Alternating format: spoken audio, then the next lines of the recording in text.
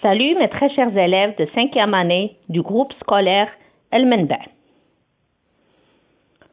Puisqu'on est à la 10e unité de notre manuel Mots en herbe, aujourd'hui on va voir une leçon d'expression communication qui est sous le thème de « Il n'y a pas à en rougir ». Cette unité va durer 2 semaines. Elle a comme objectif explorer des situations intimidantes, utiliser le vocabulaire approprié et précis pour décrire ces situations. Le support qu'on va utiliser, c'est le poster numéro 10 du manuel Mots en herbe, la page 102. Le poster est présenté devant nous. Comme vous voyez, on a ici 3 photos. A, B et C. Pour la photo A, on voit une petite fille qui cache une carte avec un cœur qu'elle compte offrir au petit garçon. Le petit garçon est intimidé. Un large sourire étire sa bouche. Il n'ose pas regarder la petite fille et détourne les yeux. Il a caché ses mains dans ses poches comme pour ne pas avoir à l'attendre pour recevoir son cadeau. Ce petit garçon sait ce que la petite fille souhaite lui offrir. Sinon, il ne serait pas aussi gêné. Il est intimidé, mais sans doute aussi heureux qu'elle lui porte cette attention. La photo B. On voit une ballerine qui regarde la salle de spectacle devant laquelle elle va se produire et les spectateurs qui s'installent. Elle doit vouloir apprécier leur nombre et vérifier si sa famille est présente.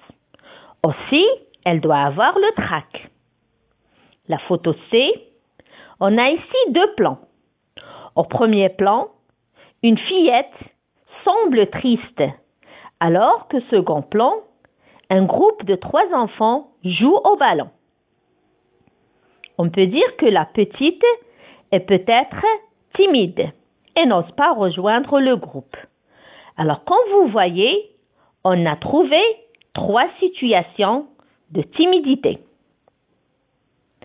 On peut ressentir alors la timidité face au sentiment que l'on porte à une autre personne, comme il y a sur la photo A, ou bien dans une situation où l'on sait que tout le monde va nous regarder, ou aussi lorsque l'on ne connaît pas les personnes qui nous entourent.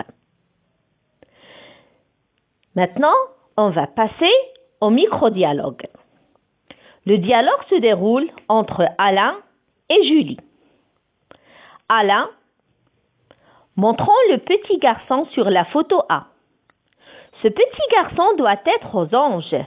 Regarde son large sourire. Julie, non. À mon avis, il est plutôt intimidé. Alain, intimidé, peut-être, mais heureux quand même que quelqu'un s'intéresse à lui. Julie, on ne le dirait pas.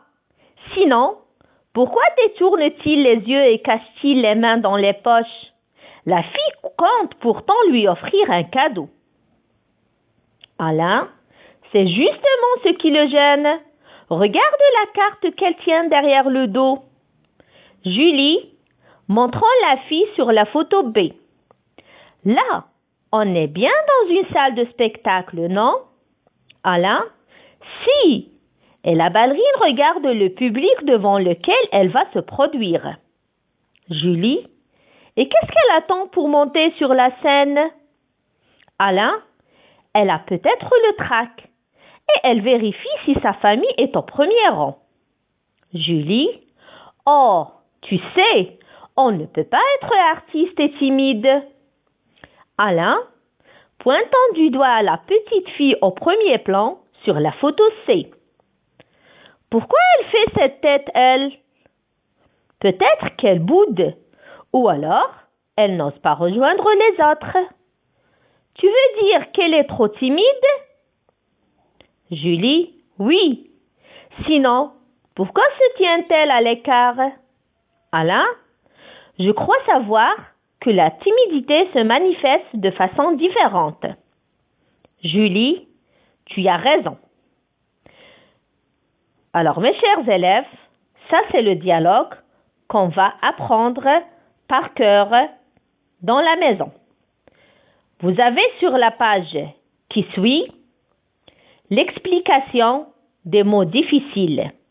Comme ça, on pourra la semaine prochaine réemployer le dialogue et utiliser ce vocabulaire dans d'autres situations. Mes chers élèves, essayez d'apprendre ce dialogue, soit entre vous, soit avec vos parents, et vous essayez aussi de le dramatiser et de m'envoyer des audios sur mon numéro personnel.